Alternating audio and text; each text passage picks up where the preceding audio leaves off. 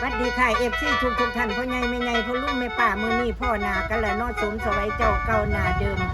มื้อนี้มาล่ำเรื่องผาแดงนางไอผลงานของอาจารย์ดวงจันทร์น้อยเนาะค่ะพี่น้องหมอเคนใหม่ๆสดๆเป็นห่อนทิวลี่คนไม่ขาดแคลนล่ำใส่แค้นสดๆพี่น้องเชิญฟังค่ะจากสมสวัย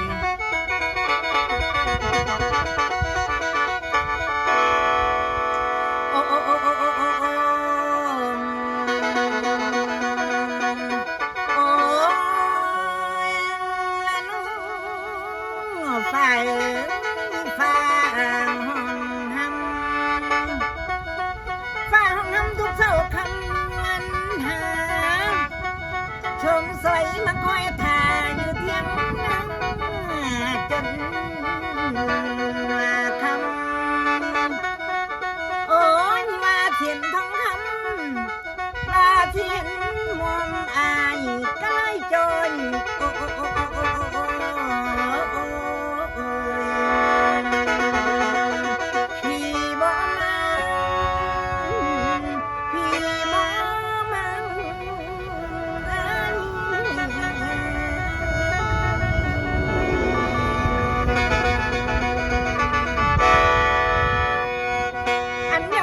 พ่อแม่เอ๋ยอันนี้น้องนางไอใจเมืองโอ้ยมั่งไปเห็นกะหอกคำนอโต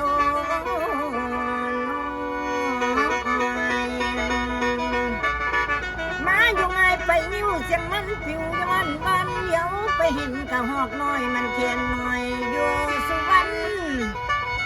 ตานั่งเดียวไปพ่อเห็นขอคำกะหอกดอนมาอ่อนซ้อนอยากได้เป็นจ่าเว้าเป็นจ่าเว้าโอ้โอ้โอ้โอ้โอ้